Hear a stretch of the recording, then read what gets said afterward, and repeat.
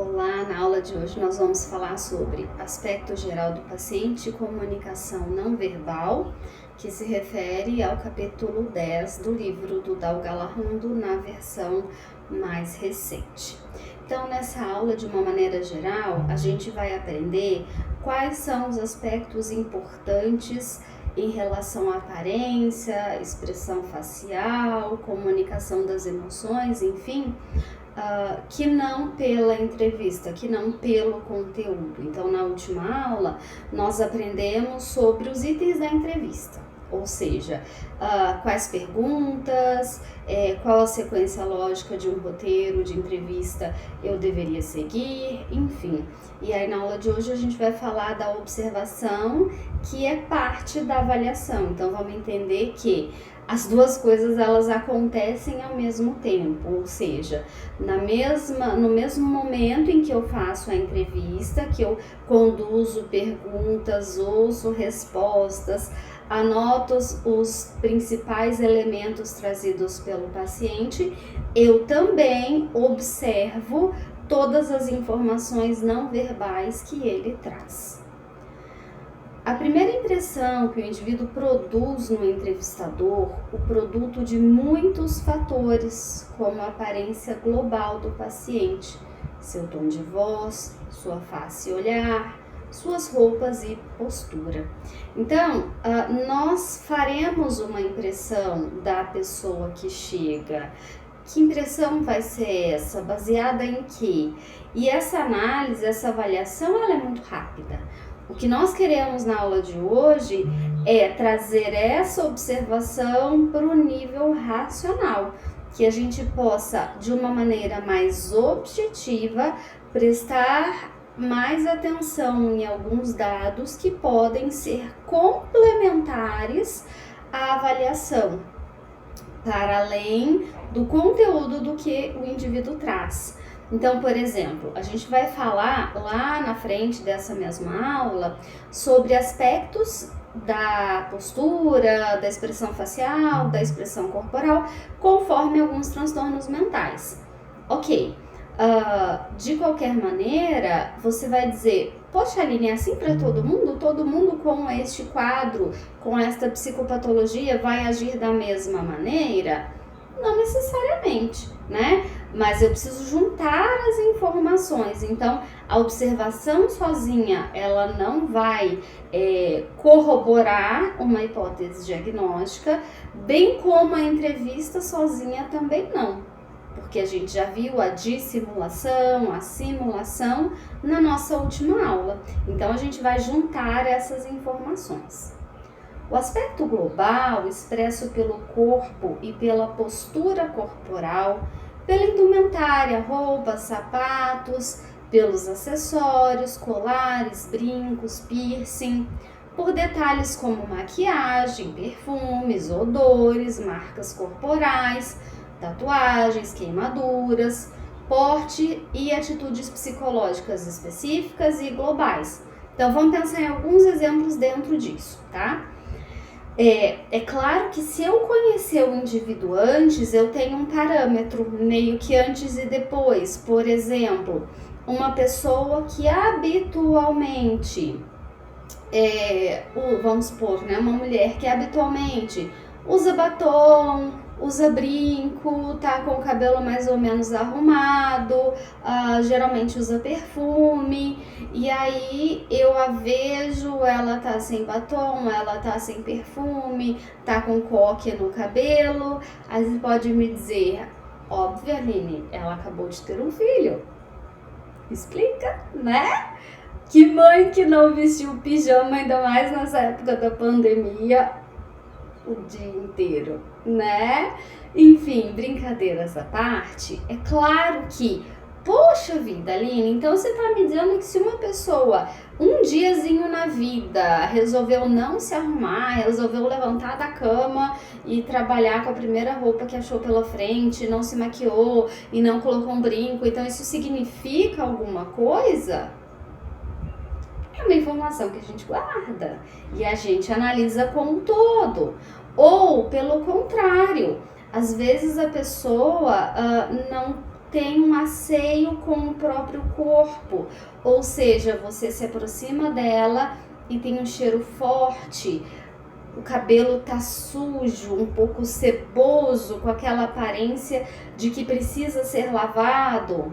O que isso quer dizer, né? Então, sim, eu já tive relatos. Eu me lembro uma vez que eu orientei um estágio na fisioterapia para trabalhar as questões de relação interpessoal, relação fisioterapeuta-paciente, enfim. E aí uma aluna reclamava, poxa, o senhor fulano, todos os dias ele vem com um cheiro muito forte, ao ponto que eu tenho dificuldade de fazer as práticas com ele. O que isso significa? Talvez ele esteja precisando de algum tipo de apoio social, talvez ele esteja muito sozinho e precise de alguém no dia a dia para ajudar a cuidar dele.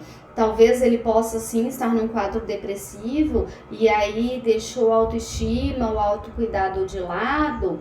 Então, o que eu quero dizer, ou por exemplo, né, uma criança que traz marcas de violência, quer dizer, onde essas marcas estão, o que poderia justificar essas marcas. Então, quer dizer, a região do corpo, o tipo de marca, ela bater em algum lugar, ela levar um tombo, ou não, isso aqui já é uma marca de violência.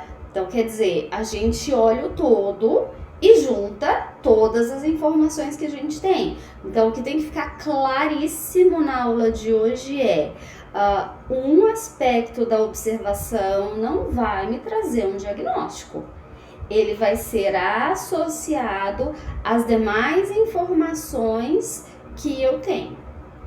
A aparência do paciente, as roupas, o olhar, a postura, os gestos, podem às vezes revelar muito do seu estado mental interior, sendo um recurso importante para o diagnóstico e para conhecer o indivíduo como pessoa.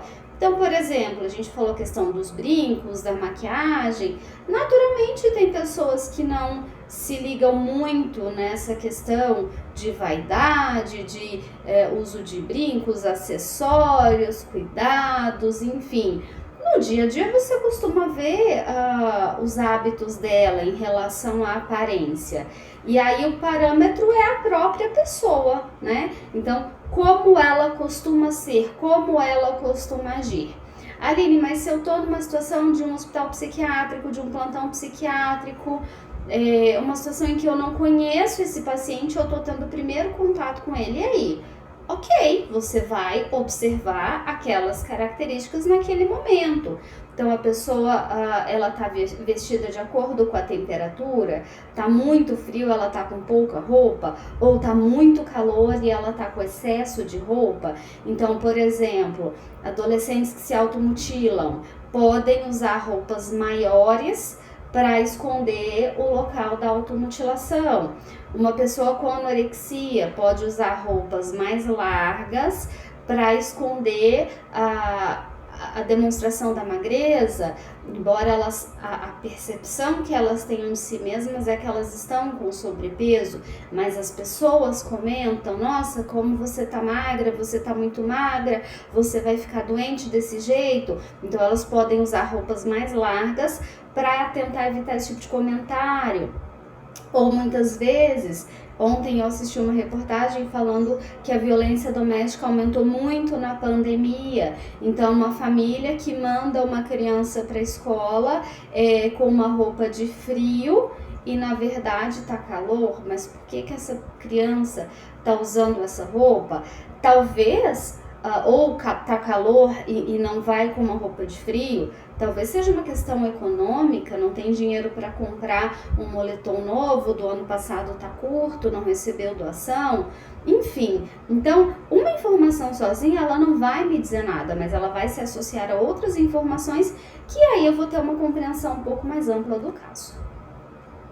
A gente vê aqui imagens retratadas no cinema, né? Então, ali em cima, o Leonardo DiCaprio no filme O Aviador, já num quadro bastante deteriorado da doença, com um conteúdo obsessivo de contaminação e de limpeza, ao ponto de que ele já não consegue tocar em mais nada, ele está completamente isolado. E aí, barba por fazer, o cabelo sem cortar, já está ali há bastante tempo enclausurado. Nas outras duas cenas, o Russell Crowe, que representa o John Nash no filme Uma Mente Brilhante, a cena em que ele está olhando pela janela, claramente com sintomas persecutórios, um delírio de perseguição, então ele olha pela janela para ver se tem alguém ali espionando. A outra cena, ele numa entrevista com um psiquiatra, onde ele imagina que tenha mais alguém ali no momento da entrevista. Se a gente vê aquela cena ali da janela, não dá para ver a roupa dele, mas ele claramente tá desorganizado. Então a roupa meio bagunçada, o cabelo meio bagunçado. Então habitualmente ele aparecia no filme com o cabelo todo arrumado, com gel, com a roupa muito bem alinhada. Ali a gente já vê um processo de deterioração proveniente da doença. De modo geral, para a interação e comunicação humana, as funções básicas do comportamento não verbal são: então, por que eu preciso olhar o comportamento não verbal, né? O que ele me diz? Que informações ele me traz? Ele ajuda a expressar as emoções, então vê que eu estou tentando dando aula, isso presencialmente, isso para uma tela de computador, e eu fico gesticulando, é como se eu falasse com as mãos e com os braços, e aí eu tenho a expressão facial também, que vai ajudar a entender as emoções que eu transmito. Apresentar a própria personalidade ao outro, então se a gente for pensar no tom de voz, fala alto, fala baixo, fala rápido, fala devagar. Isso tudo vai nos dizer. Depois eu trago um trechinho de um programa que a gente vai ver dentro dos elementos da observação como a gente pode perceber esses elementos da personalidade. Acompanhar a fala com a finalidade de controlar a alternância entre os interlocutores, monitorar o tema da conversa e a atenção dos participantes. Por exemplo, quando é hora de falar, né? Então vamos imaginar o seguinte: eu como terapeuta, como que eu sei que o raciocínio da pessoa já terminou? Como que eu sei que eu posso inserir uma nova pergunta?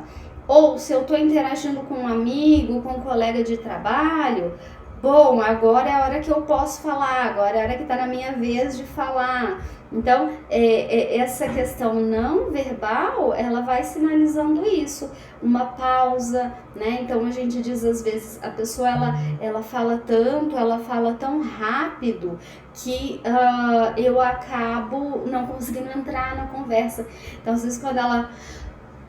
Então, relembrando, resgatando, né? E a gente usa algumas estratégias também para poder intervir, porque às vezes a pessoa está com um problema de tangencialidade no pensamento, ela começa a te responder alguma coisa e dali a pouco vai mudando o rumo dessa resposta.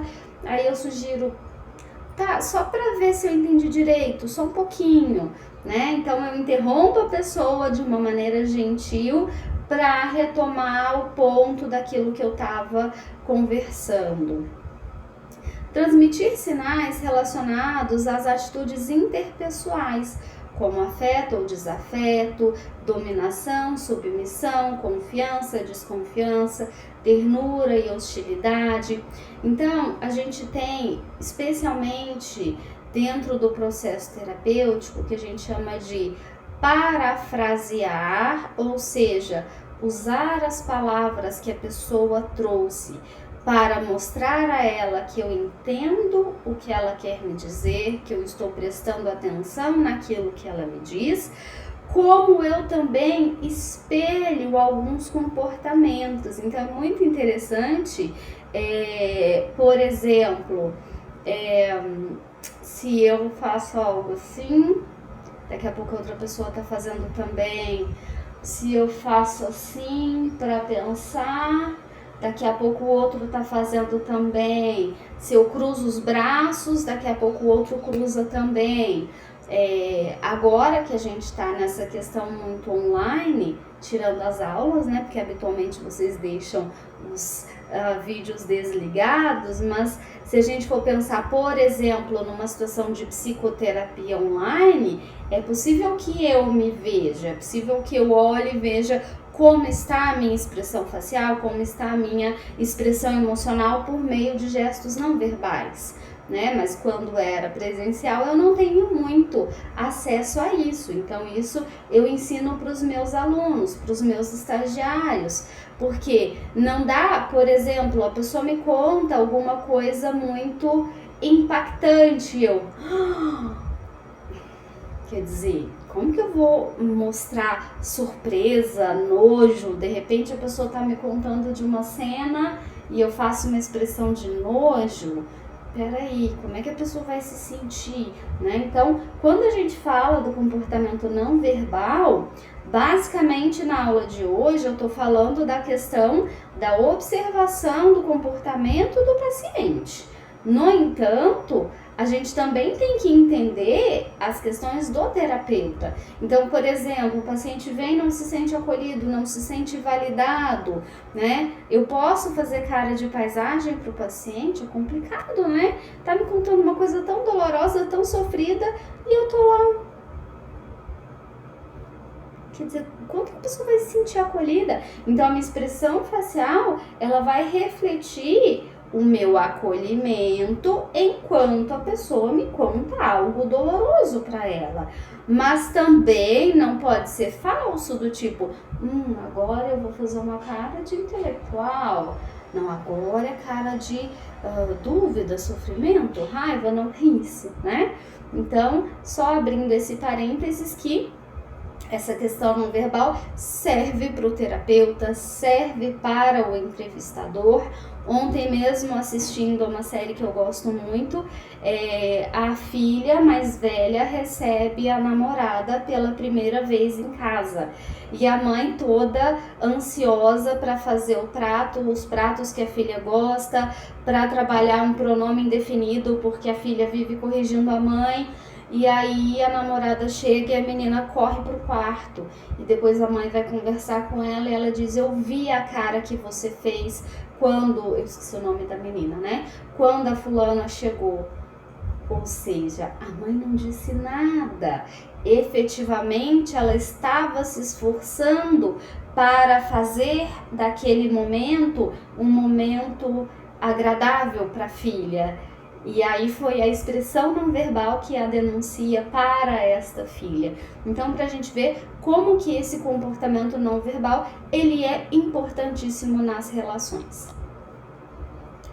Por estar sob menor controle intencional, o comportamento não verbal, a comunicação não verbal, é considerado um sistema comunicacional mais espontâneo e sincero que o verbal. Então, se a gente pensar no caso da simulação, da dissimulação, em situações em que talvez o paciente, por algum benefício próprio, me traga um conteúdo que não seja completamente verdadeiro, então é ali que eu vou tirar informações adicionais.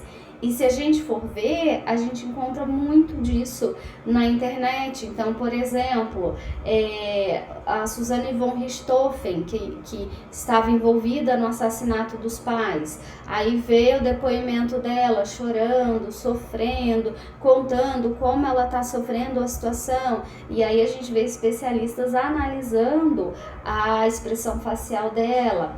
Agora, com esse caso mais recente do menino, analisando a entrevista da mãe. Então, é muito comum a gente ver peritos nessa questão da expressão facial, da comunicação não verbal, fazendo esse tipo de análise nas mídias. No nosso caso, não é esse o papel que a gente vai fazer. No nosso caso, é unir as informações completando a nossa análise. A CNV, então, utiliza canais faciais, de movimentação das mãos, do corpo, do timbre e volume da voz. Eu costumo brincar que mesmo estando pelo computador, eu falo alto, especialmente quando eu tô dando aula com fone de ouvido, porque aí abafa o meu som e eu tenho o hábito de projetar a voz para dar aula. Claro, é só a pessoa aumentar o volume do som, mas quando eu vejo, eu já tô com a garganta seca de tanto que eu falei e num tom como se eu estivesse numa sala de aula. Uma vez professora, mesmo que seja online, essas manias a gente não perde, né? Esses múltiplos canais reforçam a mensagem que está sendo passada. Decorre disso também a dificuldade de modificá-la intencionalmente. Ou seja, eu posso até, num dado momento, pensar, então eu preciso chorar, eu preciso demonstrar tristeza, não, eu preciso demonstrar segurança, né? Eu não posso chorar numa apresentação. Mas quer dizer, eu não consigo fingir o tempo todo, porque eu tenho que pensar no conteúdo daquilo que eu estou dizendo e tenho que controlar toda a questão não verbal, eu não consigo. O ambiente da comunicação. O tipo de ambiente, por exemplo, pequeno ou grande, barulhento ou silencioso, escuro ou claro, com muito ou pouca gente, pode afetar o humor das pessoas, a expressão corporal, a escolha de palavras e de temas da narrativa. Então, por exemplo, exemplos nada a ver, mas para vocês verem quanto que o tipo do ambiente pode interferir. Vamos imaginar, aqui em Campo Grande tem época que tem muito pernilongo, né? Especialmente o mosquito da dengue, mas nem sempre só. Na universidade, vocês vão se lembrar, tem época que é impossível de tanto mosquito que tem, a gente tem que levar repelente, né? Então, às vezes eu posso, durante a entrevista, ficar olhando, ou ficar me coçando, ou bater, né? Paranoide, é certo. Tá olhando pro nada, tá se coçando, será que ela tá com alguma questão paranoide, alguma alucinação tátil?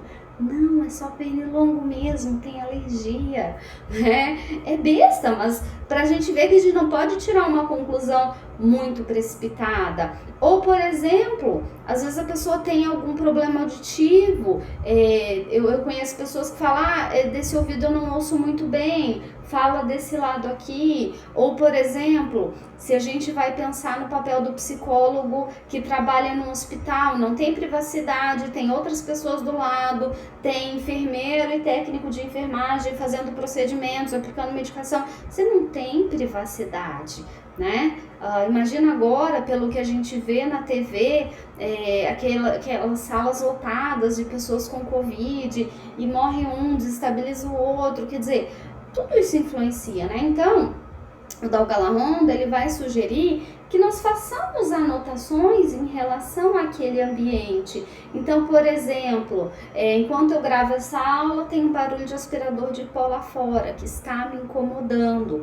O quanto que eu consigo me concentrar naquilo que a pessoa fala e o quanto aquele barulho fica captando a minha atenção. Ou, por exemplo, no indivíduo com autismo que tem sensibilidade a sons. Ele pode ficar extremamente incomodado, pode ter uma crise por conta de algum ruído, enfim. Então, esse ambiente, ele é importante e a gente anota ali aquelas informações para dar sentido a todas as informações que vão decorrer da observação.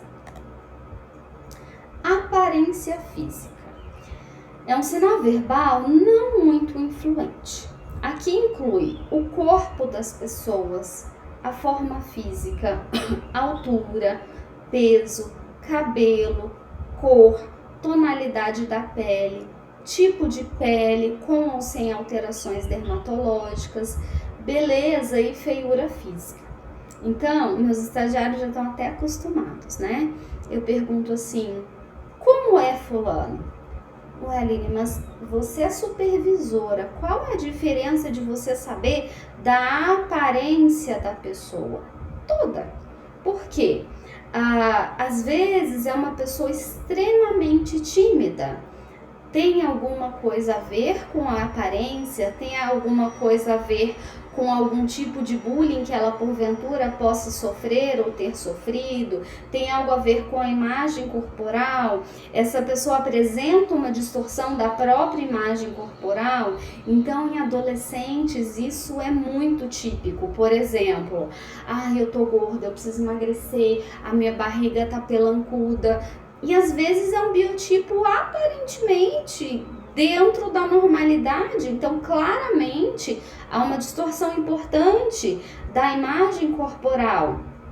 Ou, por exemplo, né, falando ainda do meu seriado que eu amo, que chama This Is Us, para quem tiver interesse, né? E aí, no episódio que eu assisti ontem, o irmão que foi adotado, que é negro, tendo uma DR com o irmão da mesma idade, eram trigêmeos, um morreu, e aí ficaram 2 e o pai adotou um terceiro que foi colocado lá no hospital por um bombeiro que o encontrou. E aí mostra uma cena da recordação da tristeza, da mágoa que esse irmão tem, em que ele fala, os dois estão juntos e vão numa vizinha e um é um ator famoso e fala: esse é o meu irmão adotado, ele é o meu irmão do coração, enfim. Então, quer dizer, a cor da pele, né? E aí esse irmão negro, ele fala: fala pra mim que a cor da minha pele interferiu na forma como você se relacionava comigo. Então, quer dizer, a gente sabe, né, que tem preconceito, que tem racismo, que isso vai influenciar, ou, por exemplo, como a pessoa se sente. Então, eu sou negra, eu estou numa entrevista de emprego, tem alguém que é branco que está concorrendo comigo, como eu me sinto em relação a isso, como isso de alguma forma pode influenciar a minha postura ali na entrevista. Ou, por exemplo, se eu tenho alguma marca no meu rosto. Então, por exemplo, tem adolescentes que eles chegam para a primeira sessão de atendimento assim, né? Ou se a cadeira tem um braço, isso pensando lá no presencial, que eles ficam assim o tempo todo. E aí, teria algum defeito aparente, alguma cicatriz, tem algo no rosto que justifica esse se esconder.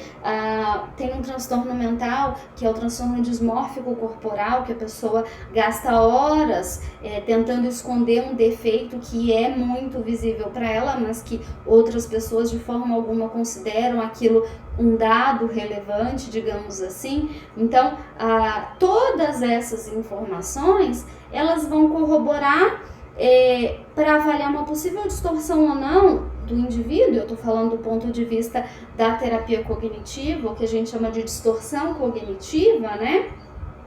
Para avaliar o quanto aquilo que o paciente traz tem um conteúdo distorcido ou não. Também a gente avalia as roupas, maquiagem, óculos, adereços, acessórios e pertences como bolsas, mochilas, maletas, pastas executivas, canetas, além dos odores emitidos pelo corpo, pelo hálito, pelos perfumes utilizados. Então, a gente vai olhar essa aparência física como um todo e a gente vai tentar não fazer juízo de valor. Tá? Então, a gente vai tentar anotar o máximo possível de acordo com a nossa observação.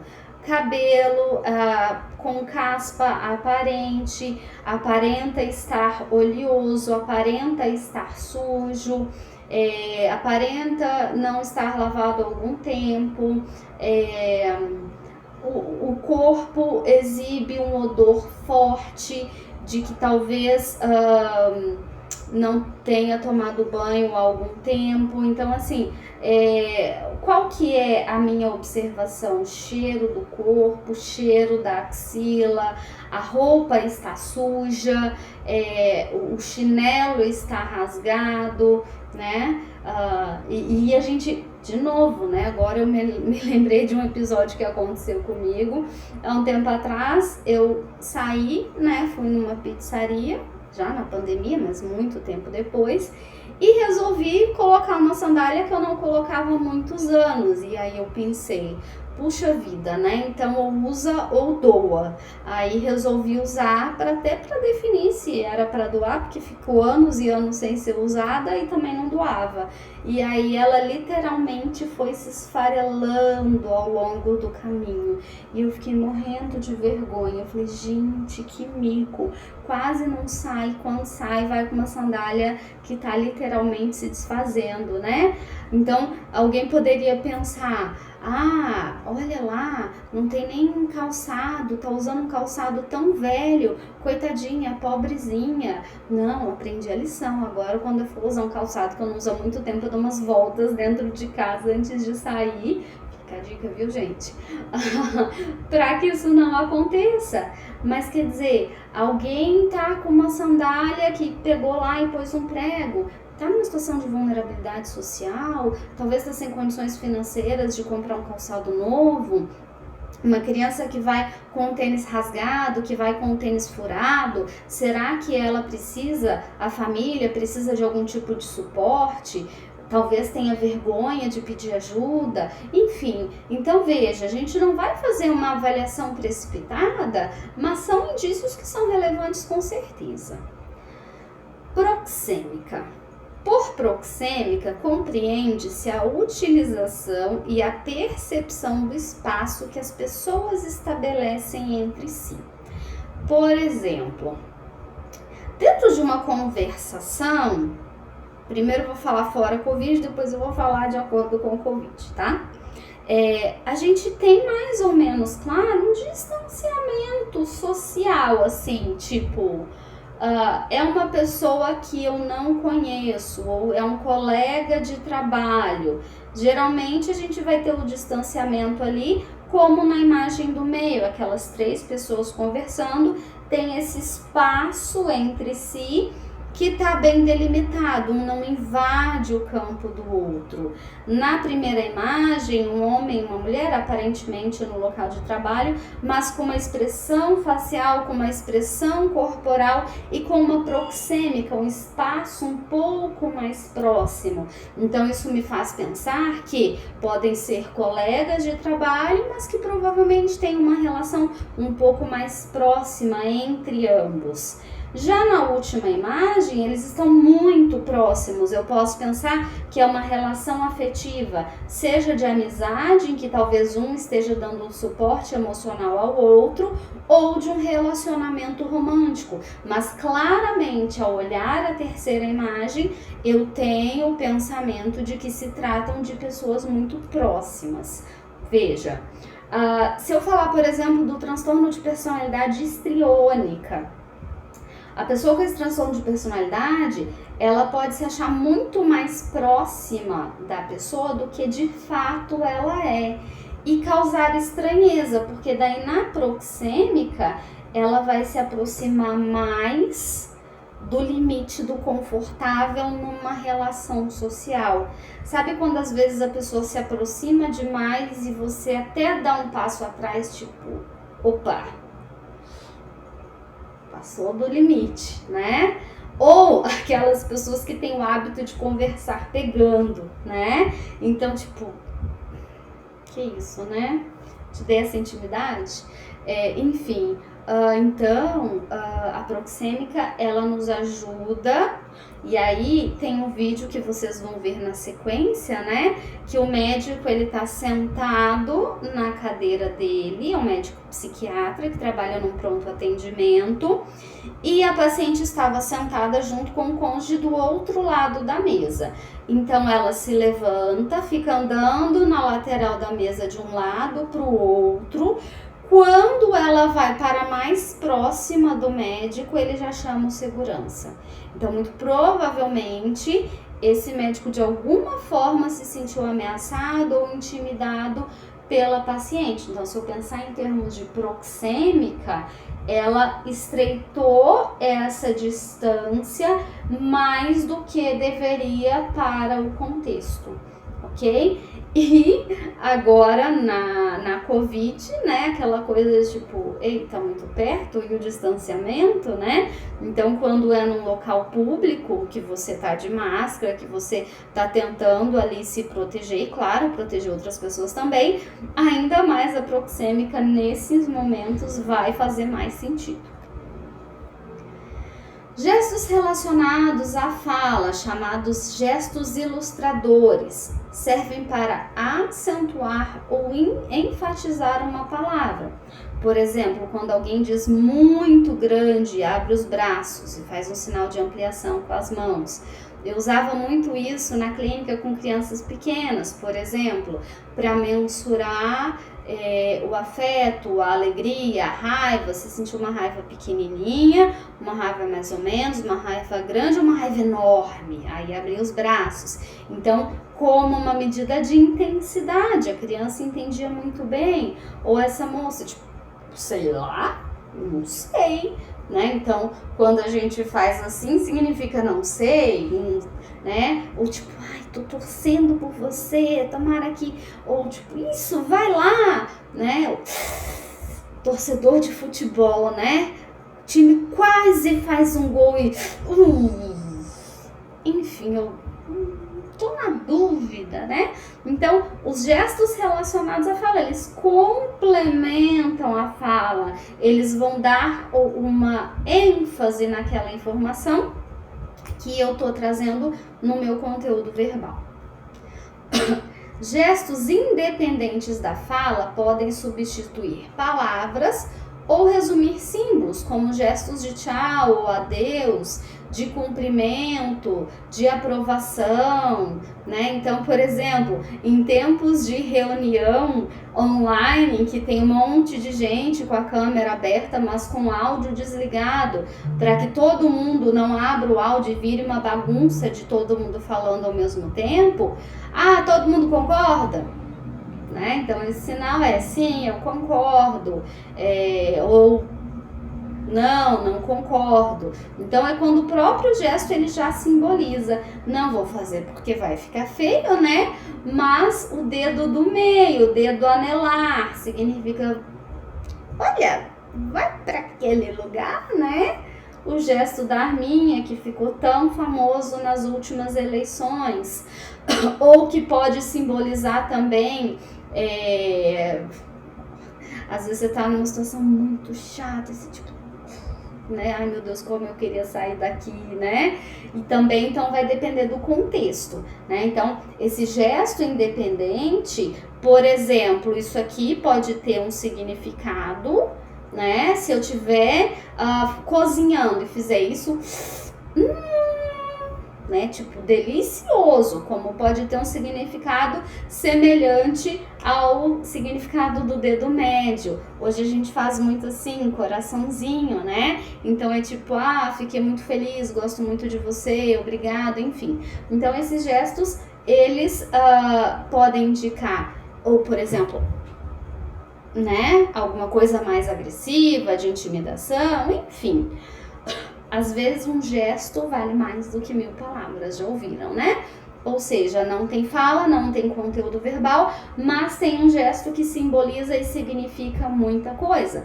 Aline, o que eu anoto? Eu anoto que fez um gesto com o dedo médio, usou as mãos para fazer um gesto que simboliza armas, usou o dedo, as mãos para fazer um sinal de coração. Então lembra que tanto quanto possível a gente vai descrever ao invés de fazer juízo de valor. A postura pode indicar o nível de atenção ou envolvimento na interação com outras pessoas. Uma relação hierárquica, uma postura autoritária, superior, de submissão, grau de empatia pelo outro. Então, por exemplo, a gente tem nessa imagem de baixo, né? Um homem e uma mulher conversando, um direcionado para o outro, os pés, os joelhos, a face, a postura corporal um direcionado para o outro. E ali do lado não dá para ver tão bem, mas os pés voltados para o outro lado, os braços cruzados, a postura corporal meio que de costa. Então, a gente poderia pensar, sei lá, eles se conhecem, o moço do lado está incomodado com a conversa, com a intimidade, ou não, está num ambiente de sala de espera e está impaciente porque quer ser chamado logo, enfim. Então, ou aqui do lado, um moço e um rapaz e uma moça conversando, aparentemente no ambiente de trabalho, aparentemente trocando ideias, focados naquilo que eles estão fazendo, concentrados um na fala do outro. Na imagem do topo, uma mulher também aparentemente no ambiente de trabalho, com uma expressão facial um tanto agressiva, com a mão assim, o rapaz sentado, então aparentemente demonstrando uma intimidação, uma demonstração de raiva. Não tô lá, né? Então o que eu anotaria? Se eu sei o nome das pessoas, é óbvio que eu escreveria, né? O rapaz está sentado, chega a moça, se é a gerente, ou se é a chefe, ou se é a colega, enfim, chega fulana, conversa com ele. Aí eu anotaria em tom de voz alto, baixo, com fluxo mais rápido, mais lento, com uma expressão facial com o seio franzido, né, que é essa expressão facial com a testa franzida, com a mão erguida, gesticula bastante. A moça que está do lado olha em direção aos dois, observando o diálogo, ou em direção aos dois que estão dialogando. Então, quanto mais objetivo eu for nessa observação, melhor. Quanto menos inferência, quanto menos juízo de valor, melhor. Comportamento tátil. O modo, a frequência, a intensidade com que as pessoas se tocam são muito importantes na comunicação não verbal. Então, por exemplo, né, o aperto de mão, é aquele aperto de mão, né? A pessoa pega firme na sua mão, então a gente vê aqui embaixo aparentemente um aperto de mão mais firme, aqui um aperto de mão mais frouxo, aquele que, né? Claro, gente, em época de Covid a gente não deve nem apertar a mão e nem abraçar, infelizmente, né? Então isso aqui vale para fora de Covid, ou às vezes eu vou me consultar com o médico, aí ele faz esse cumprimento, outros fazem o cumprimento com o cotovelo, outros fazem assim, né? Então, cada um está desenvolvendo o seu jeito de manejo aí durante essa pandemia, mas afora a pandemia, né? Como que é esse aperto de mão? Por quanto tempo e de que modo a pessoa abraça o interlocutor? Então, é aquele abraço tapinha nas costas, alisa o outro com a mão, tem algum nível de erotização. Então, aí pensando, quando há, por exemplo, o processo terapêutico com pessoas de outro sexo, seja terapeuta mulher atendendo um homem atendendo uma mulher, enfim. Então, é passível de uma interpretação diferenciada, né? Aquele abraço, olha a distância deste abraço. Espero que não seja um casal romântico, porque senão essa relação não deve estar muito bem, né? Agora, isso é um baita de um abraço, né? Então, dá para pensar que ambos fazem diferença, ambos são importantes um para o outro. E aí, por exemplo, às vezes entre pai e filho adultos, ou mãe e filho, enfim, qualquer que seja a interação, né? Tem essa dificuldade de demonstrar afeto. Então, quando chega, né, faz tempo que não se vê, dá aquele tapinha nas costas, ou dá aquele beijinho bem distante, ou dá aquele abraço apertado, né? Então, isso demonstra muita coisa, isso diz muita coisa. Expressões faciais. O rosto e as expressões faciais revelam de forma particularmente importante o estado afetivo de uma pessoa. O rosto é certamente um locus de primário de afeto, o nosso locus primário de afeto. Então a gente tem aqui muitas expressões faciais. Aqui essa moça no telefone, aparentemente a conversa está agradável, ela está ouvindo algo que ela gosta, porque essa expressão facial diz que ela está satisfeita, que ela está feliz, que talvez ela tenha recebido uma boa informação, né? Aqui a gente consegue pensar em algumas expressões faciais, medo, surpresa. A gente tem um famoso pesquisador, que é o Paul Ekman, que catalogou expressões faciais de emoções consideradas básicas. Depois eu vou colocar um videozinho para vocês para mostrar um pouquinho dessas expressões. Portanto, o Ekman descobriu que, independente da cultura, independente se a pessoa enxerga ou não, em pessoas cegas que nunca viram o rosto de outra pessoa, a expressão facial de emoções básicas, medo, alegria, tristeza, nojo, raiva, seria semelhante, com elementos em comum. E aí é que muitos peritos usam dessas informações para fazer análise se a pessoa está mentindo, ocultando alguma informação ou não. E nós, no cotidiano, usamos essas informações sem nos darmos conta. Vamos imaginar que eu chegue do trabalho, bom, agora eu trabalho em casa, né? Mas anyway, vamos supor que eu chego do trabalho super feliz, encontro o meu marido em casa e ele tá, né? Aí eu, que foi? Aconteceu alguma coisa? Você tá bem, né? Tem pessoas que já me relataram assim, que eu, por exemplo, tinha cara de metida, ou que a pessoa fala, eu sou muito tímida, eu tenho uma expressão facial muito fechada, e as pessoas pensam que eu sou metida, já me disseram que eu pareço ser metida. Eu particularmente, né, conforme o passar da idade, a gente tem que preocupar com as rugas.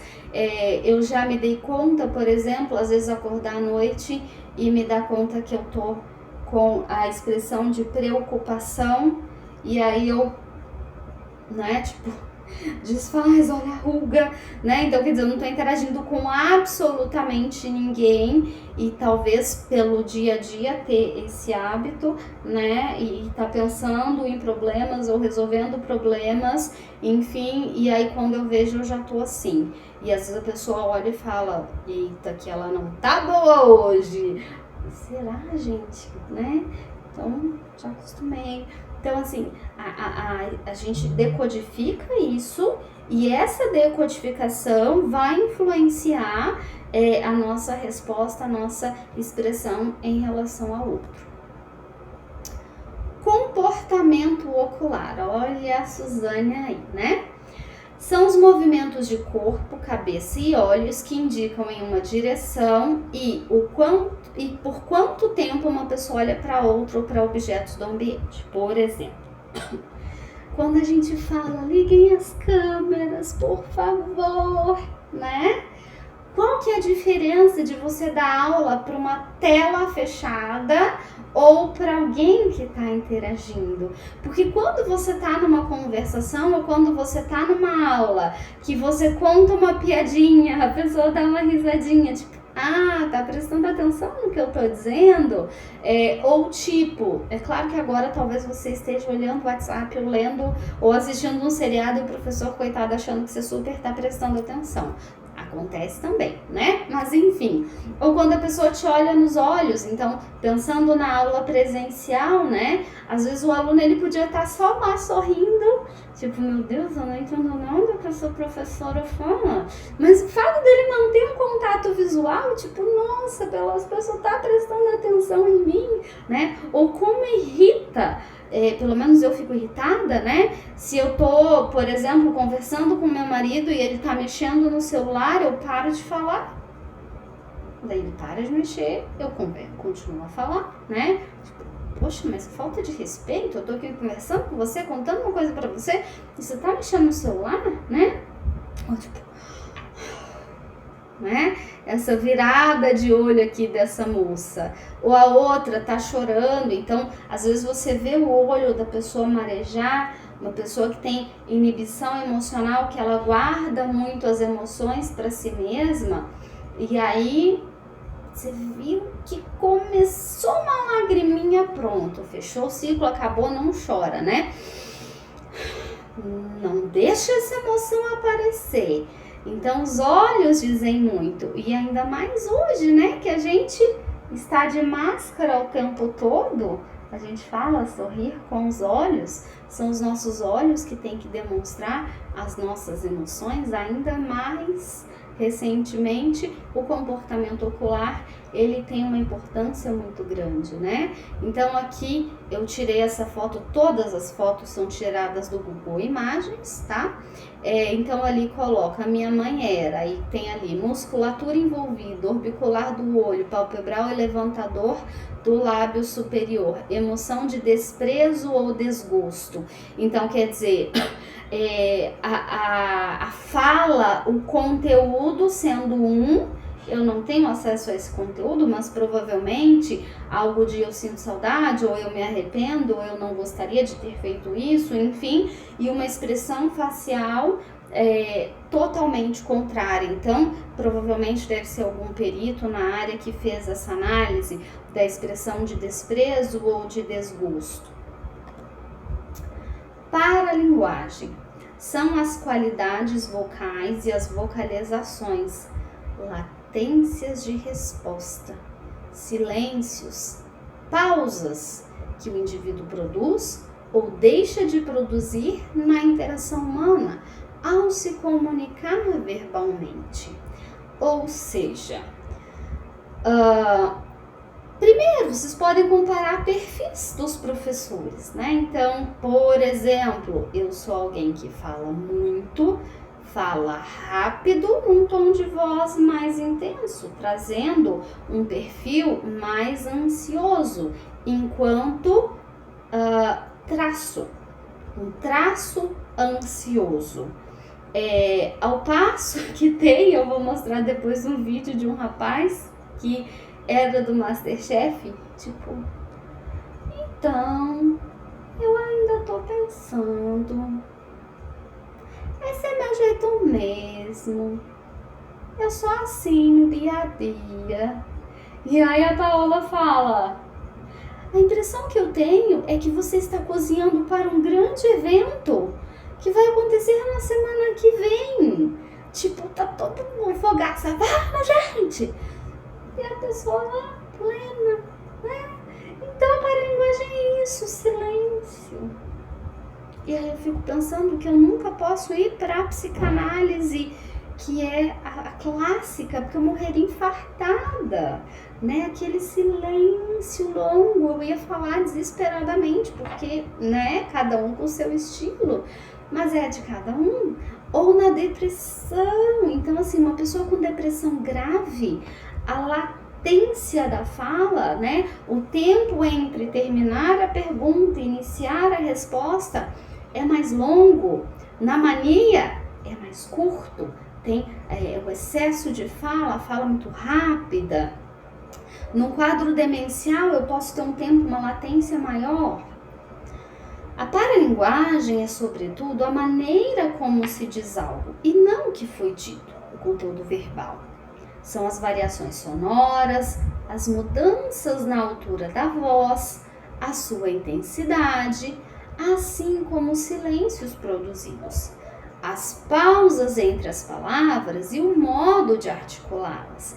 Então, por exemplo, uma coisa, sou eu professora, né? Então eu estou dando uma aula, eu falo mais rápido, eu falo num tom de voz mais alto, mas, por exemplo, se eu aplico uma técnica, seja para ensinar os meus alunos, né, como aplicar uma técnica, então agora cabe diminuir o tom de voz. Se eu estou com o microfone em tempos, né, de distanciamento, eu aproximo o microfone da minha boca, porque eu vou falar num tom de voz mais baixo, para que a pessoa se sinta acolhida, para que a pessoa se sinta mais próxima, trazendo um tom de voz afetivo, né? É claro que eu não estou com o microfone na minha mão, mas mostrando para vocês, né? Então, o microfone que geralmente eu uso nas aulas, que é aqui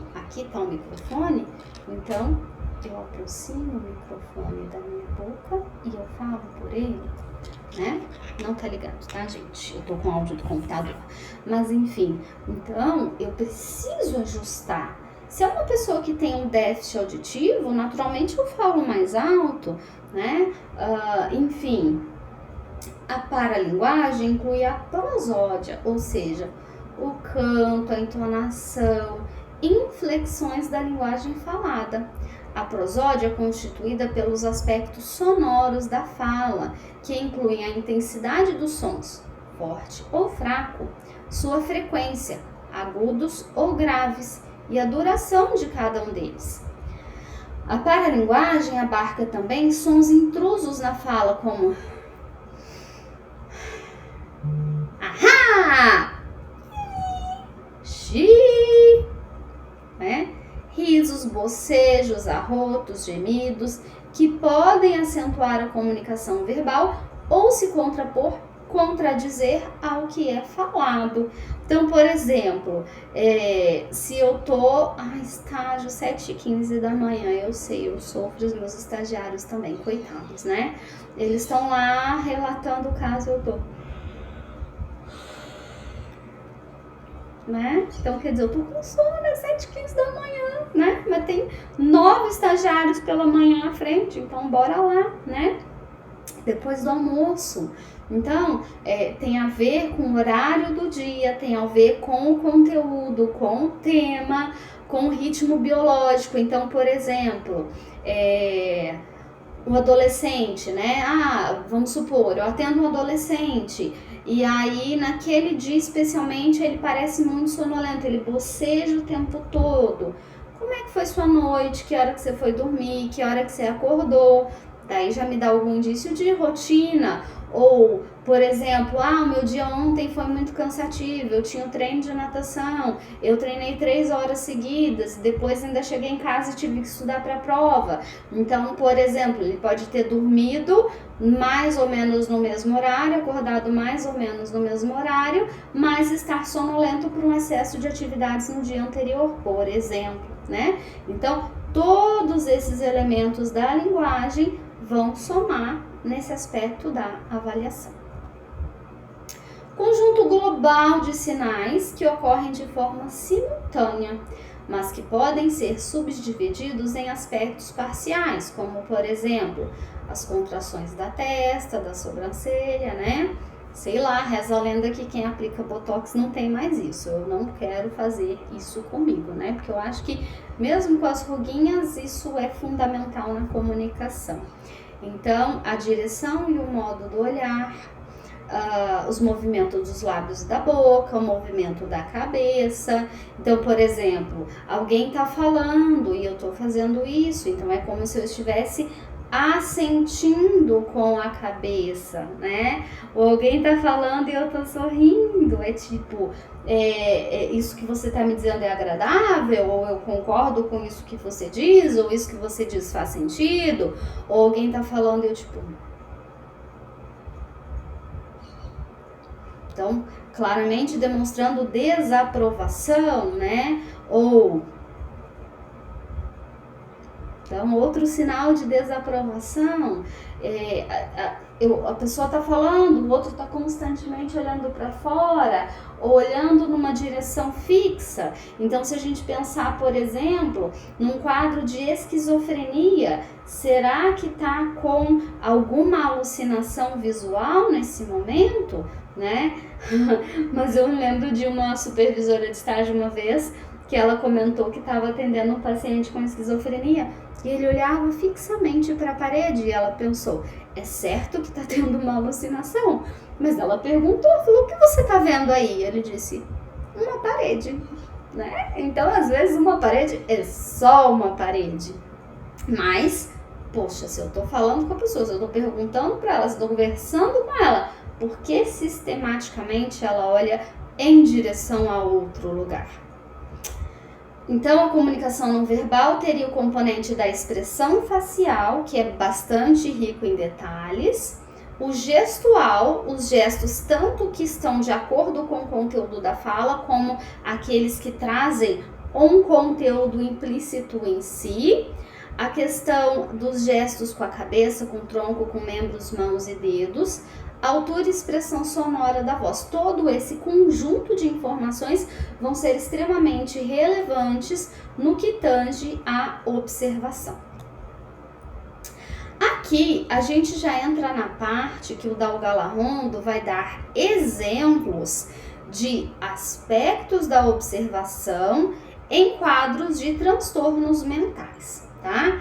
Então, na depressão, nos quadros de intensidade moderada ou grave, em geral, tem uma redução da expressividade afetiva, ou seja, o paciente vai demonstrar menos emoções, o contato ocular é diminuído. Às vezes, na depressão grave, o paciente tende a não olhar ou a evitar a face do outro. Então, ao invés de manter o contato visual na conversação, a pessoa olha para baixo, olha para o lado. Então, a cabeça dela naturalmente vai ficar mais para baixo, responde, volta.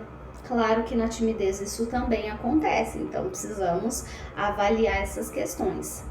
O olhar pode se dirigir para baixo, há uma redução global das interações sociais.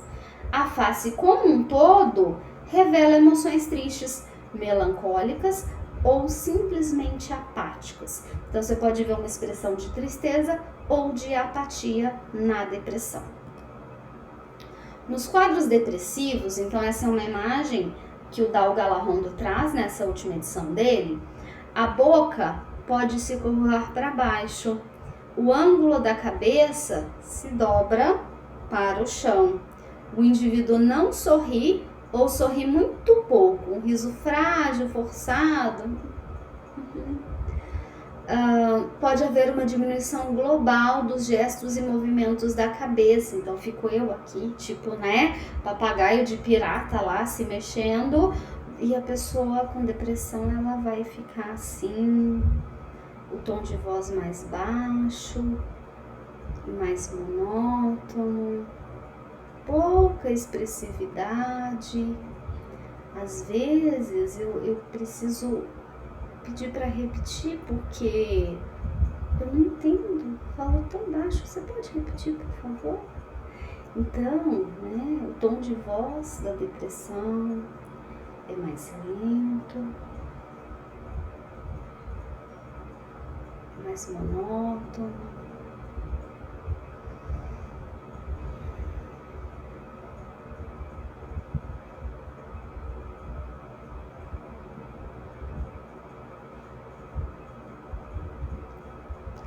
Viram a diferença? Então, uma expressão, a postura mais encurvada, o olhar geralmente mais para baixo, tom de voz mais baixo. Então, são indícios, elementos geralmente presentes na depressão. Os pacientes apresentam alterações posturais, desalinhamento postural, que corroboram o aspecto corcunda, cabisbaixo do indivíduo deprimido, como a gente vê nessas duas cenas aqui. Esse desvio postural diminui à medida que os pacientes apresentam remissão do quadro e é menor em quadros de episódio único do que em episódios recorrentes. Ou seja, pesquisadores, citados lá no Dal Galarrondo, avaliaram a postura corporal em pacientes no primeiro episódio depressivo e em pacientes com episódios depressivos recorrentes e verificaram que em pacientes com depressão recorrente, a corcunda, a postura encurvada era maior do que em pessoas no primeiro episódio depressivo. E que pessoas gravemente deprimidas tinham mais essa curvatura do que pessoas com quadro depressivo leve. Ansiedade.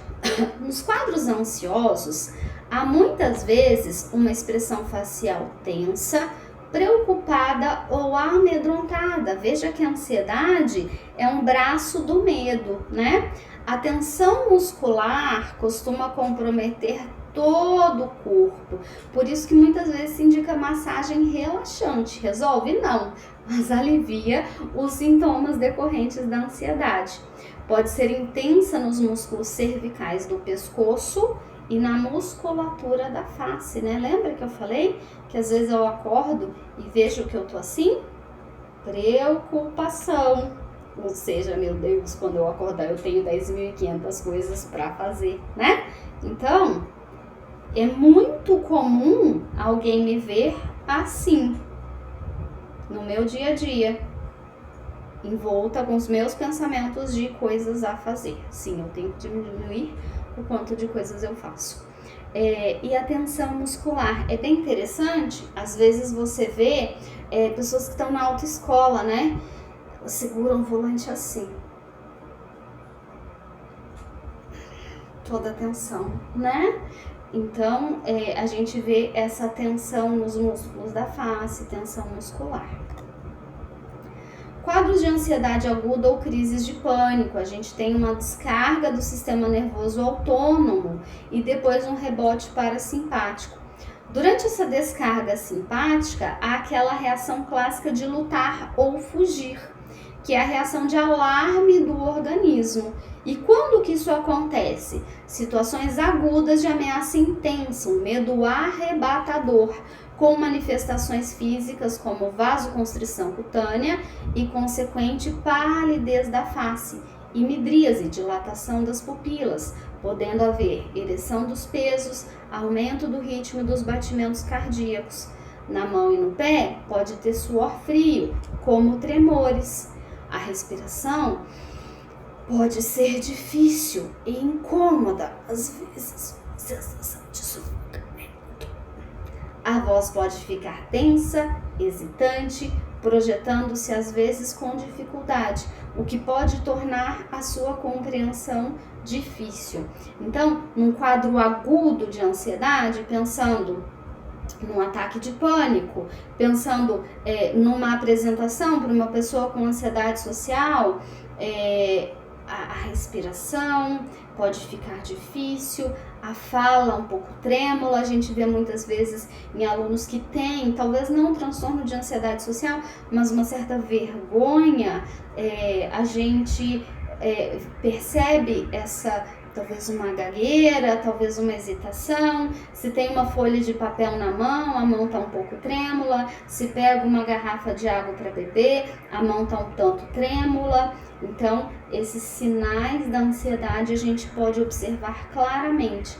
Aline, a pessoa vai ter todos os sintomas de ansiedade? Não. Algumas suam as mãos, as outras têm o aceleramento dos batimentos cardíacos, outras podem ter a respiração mais curta.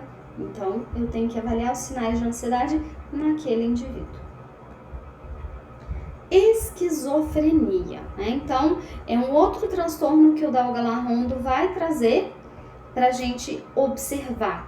E ele destaca 2 estados em relação à comunicação não verbal, no estado agudo e crônico.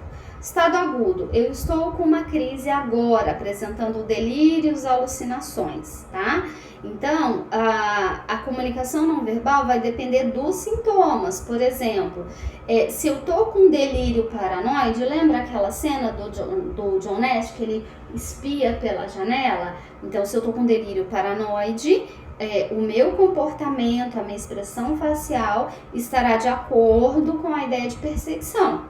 Se eu tô com delírio de grandiosidade, de que eu sou uma superstar, de que eu sou muito inteligente, de que eu vou ganhar muita fama, a minha expressão facial, a minha expressão corporal estarão de acordo. Portanto, eu posso dizer que a comunicação não verbal no quadro agudo segue os sintomas característicos. Aí eu tenho que saber quais são esses sintomas para entender e ler essa comunicação não verbal. Nos quadros mais crônicos, com alguns anos de evolução, observa-se com frequência uma diminuição da expressão afetiva. que é o que a gente chama de embotamento afetivo, uma diminuição dos gestos e redução ou imobilidade na expressão facial. Eventualmente, podem apresentar estereotipias faciais, como caretas, piscamento, amplo dos olhos, movimentos bucais. Podem ocorrer por discinesia tardia, provocada por antipsicóticos de primeira geração. Ou seja, eu acho que eu comentei isso com vocês em outra aula. Como eu fiquei chocada, já fiz visitas técnicas em inúmeros hospitais, a imensa maioria deles públicos. E eu percebi assim, o jeito de andar das pessoas mais lento, mais estereotipado, uma expressão facial com menos emoção, com menos variação, a linguagem também um pouco mais truncada, um pouco mais espaçada. E quando eu fui num hospital psiquiátrico particular, eu oi? A fluência verbal, a expressão facial, a expressão emocional, esquizofrenia, A, B, bipolar, A, B. Eu falei, gente, o que acontece, né? Eu perguntei para a psiquiatra do lugar, ela falou medicação de primeira geração, Aldol, Haloperidol, os mais antigos, extremamente eficazes para combater delírios e alucinações, que são os chamados sintomas positivos da esquizofrenia, porém, todavia, contudo, com muitos efeitos colaterais, um deles a discinesia tardia, né? Então, esses antipsicóticos de primeira geração, trazendo, acentuando essas questões não verbais no paciente crônico de esquizofrenia. Porém, as pesquisas mostram que há também um adoecimento cerebral relacionado à esquizofrenia. Então, a gente fala que a esquizofrenia, ela é tanto um transtorno do neurodesenvolvimento, ou seja, quando se avalia o cérebro de uma criança, de um adolescente que mais na frente desenvolve a esquizofrenia, a gente já vê algumas alterações. E uma doença neurodegenerativa, ou seja, o próprio quadro da esquizofrenia, mesmo que seja uma medicação de terceira geração, vai produzir também menor expressão facial, diminuição da troca de olhares, gestos e posturas não habituais e até mesmo bizarras. Então não é incomum quando a gente vai num hospital psiquiátrico que tem as pessoas internadas já com quadros crônicos, que estão ali pela, sei lá, terceira, quarta, quinta, 10ª vez, porque hoje essas pessoas não podem morar mais nos hospitais psiquiátricos, né? Algumas deitadas no chão, tomando sol, ou na sombra, ou você passa por elas, cumprimenta, elas não te respondem. Então, isso deriva tanto do quadro quanto acentuado por um efeito colateral das medicações de primeira geração. Autismo. Indivíduos com autismo tendem a apresentar dificuldades importantes na comunicação não verbal que regulam a interação social, tanto em exprimir, né, a expressão das emoções, dos comportamentos não verbais, quanto na compreensão do comportamento não verbal, da comunicação não verbal do outro. Primeiro, autismo não tem cara, né? Não é, por exemplo, como a síndrome de Down, que tem uma série de características, como o olho puxado, a língua e outros sinais, a nuca, enfim, né? Que você olha e vê, essa pessoa tem síndrome de Down, por exemplo. O autismo não tem cara. E aí, recentemente, tem se usado muito alguns sinais, como, por exemplo, um lacinho representando o autismo, para que mães ou para que pessoas com o quadro do espectro autista possam passar na frente da fila, porque tipo, você olha e não tem nada característico fisicamente falando, mas para um indivíduo do espectro autista, ficar numa fila, ficar num lugar com muito barulho pode ser muito extenuante, né? Aline, então como que a gente vai identificar? Exatamente na questão da interação social, lembrando que quanto mais precoce o diagnóstico, quanto mais cedo o diagnóstico for feito, quanto mais cedo a intervenção começar, mais se pode diminuir os efeitos do quadro. Por quê? Porque o cérebro, ele é plástico, ele ainda está em desenvolvimento, especialmente ali na primeira e na segunda infância. Então, a intervenção precoce, ela vai fazer com que neurônios relacionados à interação não verbal sejam ativados, fortalecidos e desenvolvidos, ok? Mas a gente vai ver alguns sinais. Não significa que todos estejam presentes. Vocês podem dizer assim: poxa, Aline, eu conheço uma pessoa do espectro autista que faz contato ocular. Claro, pode ter, pode não ter, ou pode ser inconsistente, né? Então, se você pensar numa interação social, o quanto que essa pessoa mantém de contato visual, geralmente com quem ela mantém esse contato visual. Estereotipias motoras, como o balanceio do tronco. Então, às vezes, você identifica na pessoa do espectro esse balanço. Andar na ponta dos pés, balançar as mãos como se ela estivesse batendo as asas. Emissão de ruído, ou estalos com as mãos ou a boca. Aqui a gente tem também retirado do Google, essa imagem retirada do Google, né? Algumas estereotipias do autismo. Ah, Aline, meu filho gira em torno de si mesmo. Ele tem autismo? Isso é um sintoma, né? Lambe a mão, bate a cabeça, andar na ponta dos pés, movimento de balançar as mãos ou o tronco, fazer estalo com a língua, balançar o corpo para frente e para trás, interesse excessivo em objetos que giram, deixar o olho fixo em um objeto e movimentar apenas a cabeça, repetir frases ou palavras por longos períodos ou fora do contexto, enfim, tá? Isso são exemplos de estereotipias. A gente tem outros sintomas que serão vistos em psicopatologia geral 2, quando a gente vai ver os sintomas. Então, o TEA, transtorno do espectro autismo, os transtornos de ansiedade, transtornos depressivos, esquizofrenia, tudo isso nós vamos ver em detalhes no próximo semestre. Só que quando chegar lá, eu vou dizer para vocês, vocês já sabem as características mais marcantes ao observar o indivíduo com suspeita de autismo na avaliação. Vocês já sabem as características mais marcantes ao observar o indivíduo com um quadro de ansiedade, com um quadro depressivo. Então, esse conhecimento que a gente está vendo agora, ele vai se complementar ao conhecimento no próximo semestre. Mania. O comportamento global do paciente é muito ativo, alegre, eufórico ou irritável. Essa cena é da Anne Hathaway em um seriado chamado Modern Love, Amores Modernos.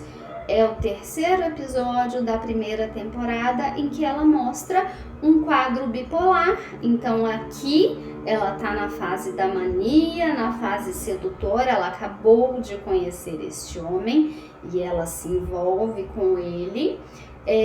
Por sorte ele é legal, né? Mas ela poderia ter entrado numa fria, porque ela logo conhece, logo se envolve e ele poderia ser um psicopata, nunca se sabe, né? Mas enfim, ali no seriado deu tudo certo neste momento, né? Ela não foi morta ou assassinada ou algo do tipo. E aí mostra o quadro depressivo também. Então é bem interessante para vocês assistirem esse episódio, tem no Amazon Prime, e comparar como a atriz retrata a fase de depressão, como a atriz retrata a fase de mania. Poxa, Aline, mas é uma encenação. É uma encenação, né? Mas os atores, eles fazem pesquisas para tentar ser o mais fiel possível. É claro que muitas vezes a gente tem isso exagerado, diferente de ver uma pessoa da vida real, digamos assim, né? Mas também não seria nada ético filmar uma pessoa na fase de mania ou na fase de depressão só para mostrar em aula. Então a gente recorre aos recursos como filmes e vídeos que estão disponíveis na internet. Lembrando que na mania o humor pode ser irritável também, mas não se preocupem, isso será para o próximo semestre. A proxêmica está alterada, né? O indivíduo se aproxima de pessoas desconhecidas, podendo não respeitar a distância mínima de corpo com corpo, né? Então, sabe aquela famosa noção que a gente vai adquirindo ao longo da vida, do tipo, tá, você não pode conversar muito perto com outra pessoa que você acabou de conhecer, né? Você não vai sussurrar no ouvido de uma pessoa que você acabou de conhecer. Numa fase de mania, isso pode se perder. Além da diminuição da necessidade de sono, que é um dos sintomas, né? As pessoas podem se vestir com roupas mais chamativas, então veja a roupa que ela está. Foi uma roupa que ela colocou para ir ao mercado, não sei se dá para ver, mas tem lantejoulas, brilhos, uma capa muito fashion para a ocasião. Às vezes provocativas sexualmente, bem como usar mais maquiagens ou adereços corporais. Tem acessos de limpeza ou de arrumação. Então pode pegar aquele armário para faxinar que não faxina há anos. Seus movimentos às vezes são incessantes e acelerados. Então, como eu falei, ao invés da mania, pode ter irritabilidade. Bom, então a gente viu os aspectos importantes da observação, como eles são mais característicos dentro de alguns transtornos mentais. E agora eu vou falar de uma maneira mais ampla e mais geral o que a gente precisa observar na entrevista inicial. Então, quanto à aparência, como que o paciente anda, né? Ele demonstra agitação psicomotora, ele anda muito rápido, ele demonstra a lentidão psicomotora, ele anda mais devagar ou muito devagar. Como que é a postura? Tipo deprimido, né? Ou tipo narcisista, né? Tipo, você sabe com quem você está falando? Aquela pessoa que te olha de cima para baixo. Eu nunca vou ter essa experiência, afinal de contas eu sou minúscula, né? Mas enfim, brincadeiras à parte, como que é a postura do paciente, como que é a expressão corporal dele é uma expressão mais de um comportamento agressivo, né? Ou mais distante, cruza as pernas, mais próximo. Como são as roupas estão adequadas? A estação tá frio, tá calor, a roupa tá adequada à temperatura que está fazendo, a roupa tá furada, tá rasgada, tá suja, tá muito chamativa, combina, não combina? Tudo bem, você não precisa ser um expert em moda, eu também não sou, né? Mas assim, tá usando um floral com flores muito diversas e coloridas e um xadrez e um listrado, tá bom, o gosto de cada um, né? Tá usando salto, rasteirinha, tamanco, ou seja, você só anota. Adornos, brinco, anel, colar, tiara, maquiagem, né? Hoje a gente usa máscara, não dá para ver os lábios, mas os olhos, tem maquiagem, tem rímel, tem pó, tem base, enfim, né?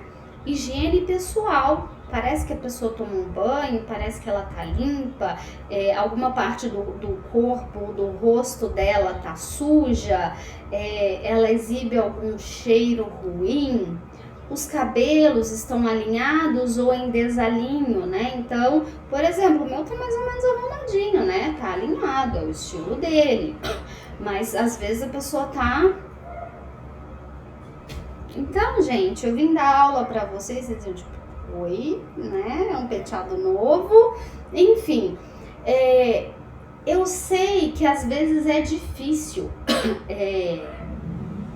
identificar algo individual, tipo, poxa, Aline, se for o estilo da pessoa, né? E se aquele cabelo, tem até um livrinho muito legal da Fernanda Sakai, que é do Pato Fu, o cabelo da menina, se não me engano, que é daquela coleção do Itaú. A menina acorda com o cabelo todo bagunçado e ela acha o cabelo dela o máximo.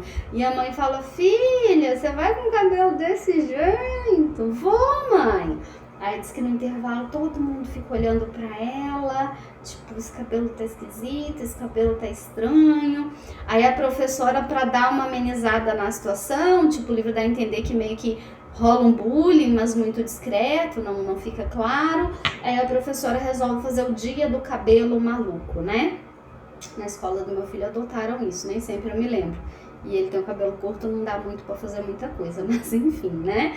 Então, claro, pode ser o estilo da pessoa, pode ser que ela goste daquele jeito, mas veja que eu tô olhando tudo. Eu tô olhando a roupa, a maquiagem, a higiene pessoal, o cabelo. Então, eu vou juntar todos esses elementos, a entrevista, as expressões faciais. Eu acho que no vídeo que vocês vão ver da liga vai ficar mais claro, porque, por exemplo, tem uma senhora que eles vão recolher na rua.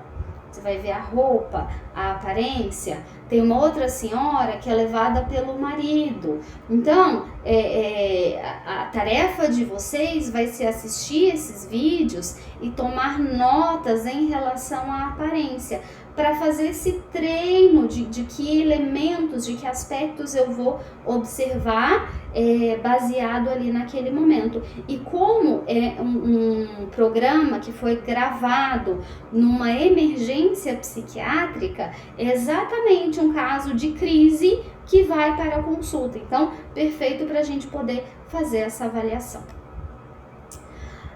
Quais são as atitudes do paciente em relação ao entrevistador? Ele é amigável? Ele é hostil? Né? E a gente vai ver isso melhor aqui, né? Ele é reservado, ele fala pouco, né? É o desespero do aluno que está começando. Professora, a pessoa quase não falava, ela só respondia sim ou não. Então, quer dizer, me fala um pouquinho sobre você, tá tudo bem. Né? Então, ele é mais reservado, ele é aberto, ele é falante, parece que ele é meio reticente, meio desconfiado, ele é hostil. Para que você está notando isso? Onde você vai usar essas informações? Por que você precisa anotar? Quem que vai ficar sabendo disso? Né? Então, desconfiado, hostil, libera raiva em relação ao entrevistador. Sedutor, nossa doutora, seu cabelo tá bonito, o que a senhora fez? Gostei muito da decoração do seu consultório, parabéns pelo seu bom gosto. Então, voltando, humor ou afeto predominante, né? Então, ele chora boa parte da sessão, ele sorri boa parte da sessão, ele demonstra irritação, desconfiança. A modulação afetiva, ele vai de um extremo para outro. Então, dependendo do quadro, por exemplo, num quadro borderline, você pode ter essa alternância afetiva mais frequente. Sinais ou deformidades físicas importantes, idade aparente, né? Então, às vezes a pessoa, ela é nova e ela tem uma aparência muito desgastada. Tem até um programa de TV, que eu não me lembro o nome, que eles fazem isso, né? Eles pegam a pessoa, levam a pessoa nas ruas e falam assim, quantos anos você acha que ela tem? E geralmente as pessoas dão, sei lá, 10, 15 anos a mais do que ela efetivamente tem. Geralmente uma pessoa sofrida, com traumas, com dificuldades financeiras, com excesso de trabalho, ou ex-usuária de substâncias, enfim. Né? Aqui no Brasil já aconteceu isso também. Tem uma pessoa que vê um morador de rua, acha ela bonita e vai lá e dá um upgrade na pessoa. E aí depois vai no dentista, coloca prótese, arruma os dentes, faz clareamento, vai no salão, corta cabelo, coloca roupa nova, maquiagem, lá, enfim, arruma a pessoa externamente, né? E aí depois volta para as pessoas. Quantos anos você acha que ela tem? E geralmente essa avaliação cai ali para mais ou menos 10 anos a menos, né? Então, isso que é a idade aparente. Expressões faciais, então o que eu percebi em termos de expressões faciais e o quanto que houve contato visual ou não. A comunicação com o examinador e a atividade verbal. Então, quais são as características da fala do paciente em termos de quantidade? O paciente fala muito, fala pouco, né? Deve ter algum programa. Se vocês forem contar quantas palavras eu falo em 1 hora de aula, dava pelo menos para ter umas 3 horas, né? Porque vai falar assim lá longe, vocês não acham? Ou fala pouco, né? Então, o paciente que talvez tenha um tempo de latência muito grande, tem uma fala um tanto mais pausada. A velocidade. Fala um pouco devagar, porque veja bem, por que pressa? Não é verdade? Se a gente for pensar no tempo que eu tô aqui falando, já pensou se eu falasse nesse tom, nessa velocidade, seria melhor? Como seria manter a atenção na minha aula, pensando nesse tom de voz, falando nessa velocidade, né? Oh, meu Deus. Vai me dizendo depois, vocês acham melhor ou pior? Se bem que eu acho que eu não conseguiria ser diferente, mas tá tudo bem. A qualidade de produção, porque às vezes a pessoa fala muito, mas ela efetivamente não respondeu ao que eu perguntei. A verbalização pode ser rápida, lenta, eu demonstrei isso, tensa, então às vezes você percebe que a pessoa ela tá te escondendo alguma coisa, tá medindo as palavras, hesitante, emotiva, então você tá quase, prometi pra mim mesmo que não ia chorar. Eu, na minha defesa de doutorado, mentira, eu não prometi que eu não ia chorar, eu chorei e tava tudo bem, né? Mas tem gente que segura, monótona, que ela fala que, por favor, eu preciso prestar atenção nisso, né? Já pensou aquele professor que tem o mesmo tom de voz linearmente durante toda a aula e então a gente precisa se concentrar. Oi? Desculpa, gente, quase dormi. Forte. Então, às vezes tem aquela pessoa falando, meu Deus, que voz de locutor é essa, minha gente? Ou sussurrada. Também podem incluir aqui defeitos da fala, como gagueira, tiques vocais, ecolalia. Ecolalia é repetir a última palavra ou frase que a pessoa disse. E, finalmente, os sentimentos despertados. Qual a impressão emocional geral transmitida pelo paciente, né? Ou seja, o que o paciente ativa em mim? Eu me sinto triste, eu sinto pena, eu fico irritada, né? Então, aquele paciente, às vezes, que é bajulador, ou que é hostil, ou que é agressivo, né?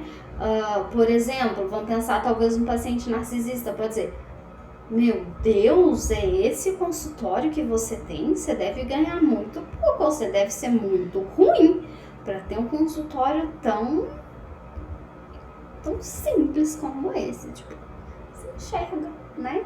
Enfim, pode acontecer, não tô falando que uma pessoa vai dizer isso, mas pode acontecer, né? Então, você pode se sentir irritado, você pode ter desejo de ajudar, enfim, né? Então, é importante a gente olhar para o que a gente sentiu durante a avaliação com aquele paciente. Então, só para finalizar, nós vamos somar essas informações da observação ao conteúdo da entrevista e ao exame do estado mental, que nós vamos começar a aprender a partir da próxima aula, para então ter uma ideia do todo, tá? Não somente isso, o conteúdo do próximo semestre, que seriam os critérios diagnósticos dos transtornos mentais, também se somariam à entrevista, mas é conteúdo do próximo semestre. Então, digamos que numa análise clínica de um viés da psicopatologia, seja num serviço de emergência em saúde mental, num hospital psiquiátrico, num CAPS, ou numa clínica particular, ou numa clínica escola, vocês precisariam de todo o conteúdo de psicopatologia 1, psicopatologia 2, para então conseguir conduzir essas primeiras entrevistas, observações e o exame do estado mental. Beleza? Até a próxima!